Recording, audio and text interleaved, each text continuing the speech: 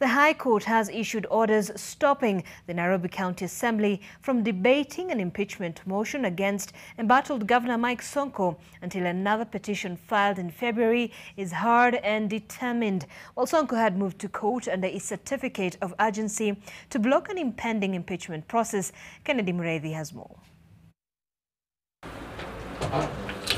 Nairobi Governor Sonko has once again taken the battle for control of Nairobi to the corridors of justice in an attempt to fend off an onslaught against his governorship. Through his lawyer Harrison Kinyanjui, the embattled governor sought from the courts an affirmation that he remains the city's boss and that no impeachment motion tabled in the assembly can take off. In the 58-point affidavit filed in the High Court Tuesday morning, Sonko notes there is an impending case in court challenging his impeachment filed in February. Lawyer Harrison Kinyanjui certifies the matter as urgent, bearing in mind another impeachment motion was filed in the Assembly on 26 November 2020.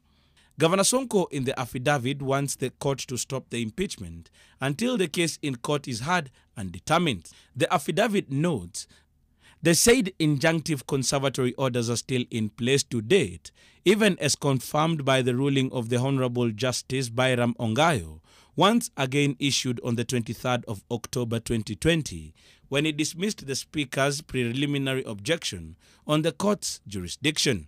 Among grounds for seeking a stay of the impeachment proceedings, Governor Sonko says the fresh motion lacks merit. It reads in part, "The first, second and third respondents and a certain faction of honorable members hatched an ignominious impunged renewed impeachment process against the petitioner, placed the same in motion in lightning speed on November 26th, in complete disregard of the timeline set in both the law and the Nairobi City County standing orders, and now purport to clothe it with legality when it is apparent no practicable or effectual form of public participation has been engaged in at all in the span of the purported process, contrary to the constitutional provisions cited.